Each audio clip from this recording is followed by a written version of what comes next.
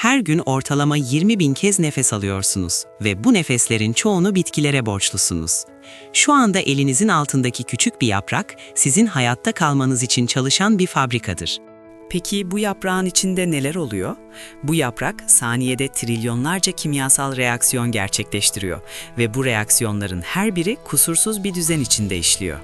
Bu düzen tesadüfle açıklanamayacak kadar hassas. Bu video size her yaprağın içindeki gizli fabrikayı ve bu fabrikanın sahibinin izlerini gösterecek. Fotosentez, bitkilerin güneş ışığını kullanarak karbondioksit ve sudan glikoz ve oksijen ürettiği süreçtir. Bu basit görünen tanım, inanılmaz bir karmaşıklığı gizler. Bu süreç olmasaydı atmosferdeki oksijen birkaç bin yıl içinde tükenecek ve karmaşık yaşam formları var olamayacaktı. Fotosentez, yaşamın devamı için olmazsa olmazdır. Fotosentezin kahramanı klorofildir. Bu molekül, güneş ışığındaki enerjiyi yakalayan ve kimyasal enerjiye dönüştüren mükemmel bir yapıdır. Klorofilin en dikkat çekici özelliği, ışığı yakalama hassasiyetidir. Sadece belirli dalga boylarındaki ışığı emer ve bu sayede enerji verimliliği maksimum düzeydedir. Eğer klorofil farklı dalga boylarını seçseydi, ya çok fazla enerji kaybedecek ya da zararlı radyasyona maruz kalacaktı. Bu hassas ayar tesadüfle açıklanamaz. Klorofil molekülünün yapısı da hayret vericidir. Merkezinde bir magnezyum atomu bulunur ve bu atom elektron transferinin kalbidir. Magnezyum yerine başka bir atom kullanılsaydı fotosentez işlemezdi. Bu element seçimi milyarlarca yıl önce kararlaştırılmış gibi görünüyor. Klorofil molekülleri fotosistem adı verilen süper kompleksler içinde organize olmuştur.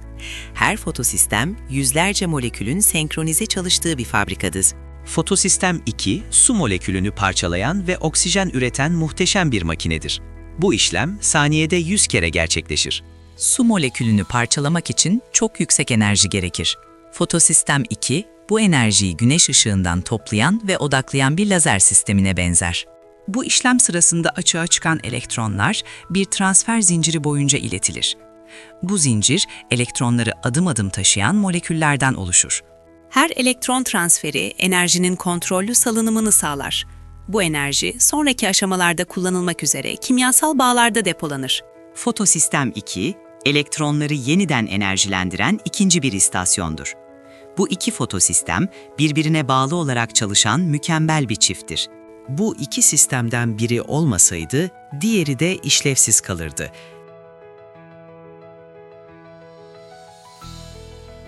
Fotosistemler arasındaki mesafe de kritiktir. Çok yakın olsalar çarpışırlar, çok uzak olsalar elektronlar kaybolur. Bu mesafe tam olarak ayarlanmıştır. Elektron transferi zincirinin sonunda doğanın en küçük ve en verimli motoru devreye girer. Bu motorun adı ATP sentazdır. ATP sentaz bir türbin gibi dönen ve enerjiyi kimyasal bağlara dönüştüren bir enzimdir. Saniyede 100 ila 150 kez dönebilir. Bu motorun verimliliği %90'ın üzerindedir. İnsan yapımı en iyi motorların bile çok gerisinde kalan bu verimlilik, biyolojik bir mucizedir. ATP sentazın ürettiği ATP molekülü, hücrenin enerji para birimidir. Tüm yaşamsal işlemler bu molekülün enerjisiyle gerçekleşir. Bir insan vücudu günde kendi ağırlığı kadar ATP üretir. Bu üretim olmasaydı saniyeler içinde yaşam sona ererdi. ATP sentazın yapısı insan mühendisliğinin ilham kaynağı olmuştur. Nanoteknoloji araştırmaları bu doğal motoru taklit etmeye çalışmaktadır. Ancak insan yapımı kopyalar, doğal versiyonun verimliliğine ve dayanıklılığına ulaşamamıştır.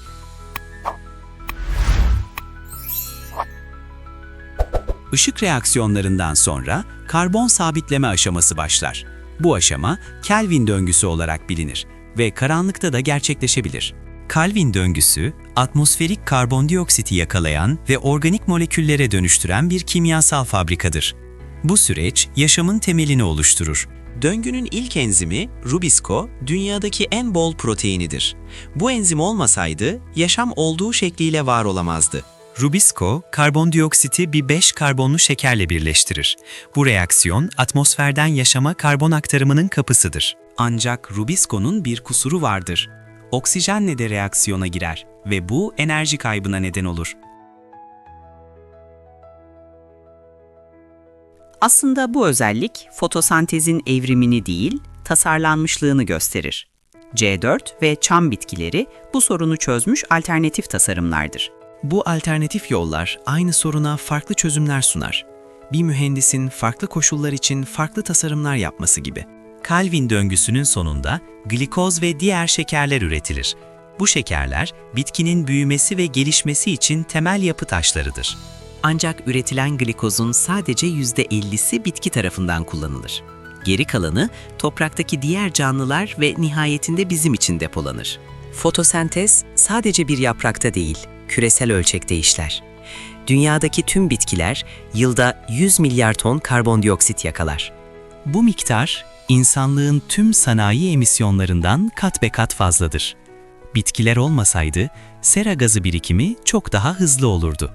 Okyanuslardaki fitoplanktonlar, dünya fotosentezinin yarısından fazlasını gerçekleştirir. Bu mikroskobik canlılar, atmosferik oksijenin ana kaynağıdır. Her nefes aldığınızda okyanuslardaki bu görünmez yaratıklara borçlusunuz. Onlar olmasaydı atmosferde yeterli oksijen olmazdı. Fotosentez aynı zamanda dünya ikliminin ana düzenleyicisidir. Bitki örtüsü olmadan sıcaklık dalgalanmaları çok daha şiddetli olurdu. Bu düzenleyici rol milyarlarca yıldır sürmektedir. Fotosentez, gezegenimizin yaşanabilir kalmasını sağlayan en eski teknolojidir. Evrim teorisi, fotosentezin basit formlardan karmaşık formlara evrimleştiğini öne sürer. Ancak bu sürecin nasıl işlediği hala bir muammadır. En eski fotosentez izleri 3,5 milyar yıl öncesine dayanır. Bu kadar erken dönemde böyle karmaşık bir sistem nasıl ortaya çıkmıştır? Fotosentezin bileşenleri birbirine bağımlıdır. Biri olmadan diğeri işlemez. Bu kademeli evrimi imkansız kılar. Örneğin klorofil olmadan fotosistemler, fotosistemler olmadan elektron transferi olmadan ATP üretimi gerçekleşemez. Bu durum, bir saatin tüm parçaları aynı anda var olmadan çalışamayacağı gibidir. Kademeli evrim bu gerçekle çelişir. Bazı bilim insanları fotosentezin birden fazla kez evrimleştiğini öne sürer. Ancak bu problemin büyüklüğünü artırır, azaltmaz. Bir mucizenin bir kez gerçekleşmesi zorken, aynı mucizenin birden fazla kez bağımsız olarak gerçekleşmesi çok daha zordur. Fotosentezin kökeni, bilimsel literatürde hala aktif bir araştırma konusudur. Kesin bir evrimsel senaryo sunulamamıştır. Fotosentezin tesadüfen oluşma olasılığını hesaplamak için tüm gerekli bileşenlerin bir araya gelme ihtimalini düşünelim. Sadece bir proteinin tesadüfen oluşma olasılığı 10 üzeri 40'ta 1'dir. Fotosentez ise yüzlerce proteinden oluşur. Bu sayılar evrenin yaşından çok daha büyüktür. Tesadüfen oluşma fiziksel olarak imkansızdır. Doğal seçilim bu hesaplamayı kurtaramaz. Çünkü fotosentez işlemeden seçilecek bir avantaj da yoktur. Kısmi fotosentez bir canlıya avantaj sağlamaz. Tam işlevsel sistem olmadan seleksiyon baskısı oluşmaz. Bu durum bir arabanın motoru çalışmadan hız avantajı sağlamaması gibidir. Kısmi sistem işlevsel değildir. Sonuç olarak fotosentezin tesadüfen oluşması matematiksel olarak imkansızdır. Bu bilimsel bir gerçektir. Fotosentez, Allah'ın yaratma sıfatının en görkemli tezahürlerinden biridir. Her detay, Kadir ve Alim sıfatlarını gösterir. Klorofilin ışık yakalama hassasiyeti, Allah'ın ilminin bir göstergesidir. Bu hassasiyet, bilinçli bir tasarımı gerektirir. Fotosistemlerin kusursuz entegrasyonu Allah'ın kudretinin bir kanıtıdır. Bu entegrasyon insan gücünün ötesindedir. ATP sentezin verimliliği Allah'ın hikmetini yansıtır. Hiçbir enerji israf edilmez, her şey bir amaca hizmet eder. Fotosentezin küresel ölçeği Allah'ın rahmetinin bir tezahürüdür. Bu sistem tüm canlılara hizmet eder. Bitkiler kendi ihtiyaçlarından fazlasını üretir. Bu fazlalık diğer canlıların varlığı için bir hediyedir. Oksijen, fotosentezin bir atık ürünü değil, kasıtlı bir hediyedir. Bu gaz, solunum yapan tüm canlılar için gereklidir. Kur'an, bitkilerin dirilişine dikkat çeker. Yasin suresinde ölü topraktan bitki çıkışı yaratma gücüne delil olarak sunulur. Bu ayetler, fotosentezin bilinmeyen bir süreç olduğu dönemde indirilmiştir. Bugün bilim, bu ayetlerin derinliğini ortaya koyuyor. En'am suresinde tohumdan filizlenme süreci anlatılır. Bu süreç fotosentezin başlangıcıdır ve Allah'ın kudretini gösterir. Kur'an, göklerin ve yerin yaratılışından sonra bitkilerin yaratıldığını belirtir. Bu sıra fotosentezin ön koşullarına uygundur. Güneş ışığı, su ve toprak, fotosentez için gerekli 3 temel unsurdur. Kur'an, bu unsurların önemini vurgular. Bu unsurların bir araya gelmesi tesadüf değil, kasıtlı bir düzenlemeyi gösterir. Her biri fotosentez için optimize edilmiştir. Fotosentez, madde ve enerjinin dönüşümünü gösterir. Bu dönüşüm, yaratılışın sürekliliğini ve yenilenmesini simgeler. Her yaprak kendi küçük evrenidir. Bu evrende sayısız varlık bir arada çalışır ve bir amaca hizmet eder. Bu işbirliği, bireysel çıkarların ötesinde bir düzeni gösterir. Her molekül, kendi varlığının ötesinde bir amaca hizmet eder. Fotosentez, görünmezin görünür hale gelmesidir. Güneş ışığı, maddi bir form olan glikoza dönüşür. Bu dönüşüm, yaratmanın her an devam ettiğini gösterir. Yaratılış, geçmişte kalmış bir olay değil, süregelen bir gerçekliktir. Her nefes alışınız, bu süregelen yaratmanın bir parçasıdır. Siz de bu yaratılış zincirinin bir halkasısınız. Fotosentezin mucizesini anlamak, doğaya daha derin bir saygı duymamızı sağlar. Her yaprak, kutsal bir emanettir. Bitkileri korumak sadece çevrecilik değil, aynı zamanda şükür görevidir. Onlar olmadan varlığımız mümkün değildir. Gıda israfı aslında fotosentez emeğinin israfıdır. Her lokma trilyonlarca kimyasal reaksiyonun ürünüdür. Ormanların yok edilmesi sadece habitat kaybı değil, fotosentez kapasitesinin azalması demektir. Bu tüm yaşam için tehdittir. İklim değişikliği fotosentezi de etkiler. Sıcaklık ve karbondioksit değişimleri bu hassas sistemi bozabilir. Fotosentezi korumak, kendi geleceğimizi korumaktır. Bu sistem, gezegenimizin yaşam destek sistemidir. Bilim insanları fotosentezi taklit etmeye çalışmaktadır. Yapay fotosentez, temiz enerji için umut vadeden bir alandır. Ancak insan yapımı sistemler, doğal fotosentezin verimliliğine ve dayanıklılığına ulaşamamıştır. Doğa hala en iyi mühendistir. Genetik mühendisliği, bitkilerin fotosentez verimliliğini artırmayı hedeflemektedir.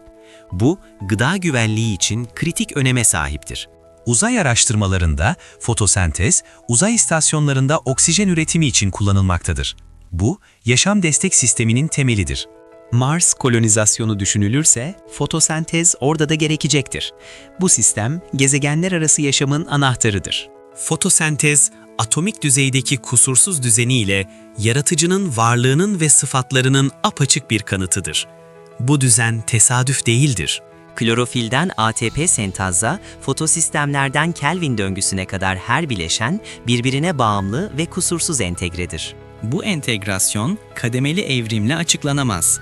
Sistem tam işlevsel olduğu anda ve ancak o zaman anlamlıdır. İstatistiksel olarak tesadüfen oluşma imkansızdır. Bu matematiksel bir gerçekliktir. İnanç meselesi değildir. Fotosentez, Allah'ın ilmini, kudretini, hikmetini ve rahmetini bir arada gösteren eşsiz bir yaratılış kanıtıdır. Her nefes alışınızda bu kanıtı tazeleyin. Her yaprak, yaratıcının size bir mesajıdır. Bu mesajı anlamak hem bilimsel bir başarı hem de manevi bir derinliktir. İki alan birbirini tamamlar. Bilim, imanı derinleştirir. İman, bilimi anlamlı kılar. Fotosentez bu birliğin en güzel örneklerinden biridir. Bu videoyu izledikten sonra bir yaprağa baktığınızda farklı göreceksiniz. Artık sadece bir yaprak değil, bir mucize göreceksiniz. Bu mucize her an gözlerimizin önündedir. Fark etmek, biraz dikkat ve biraz merak gerektirir. Merak, bilimin ve maneviyatın ortak kaynağıdır. Her iki yolculuk da aynı hakikate ulaşır. Fotosentezin mucizesi sadece bir başlangıçtır. Evrende sayısız benzer mucize daha beklemektedir. Beyin Mühendisi kanalı bu mucizeleri keşfetmeye devam edecek. Abone olun, bilim ve iman arasındaki köprüyü birlikte inşa edelim. Sonraki videoda başka bir yaratılış mucizesini keşfedeceğiz. Yorumlarda görmek istediğiniz konuları paylaşın. Her nefesinizde hatırlayın. Bu nefes bir yaratıcının hediyesidir. Şükür ve merakla kalın.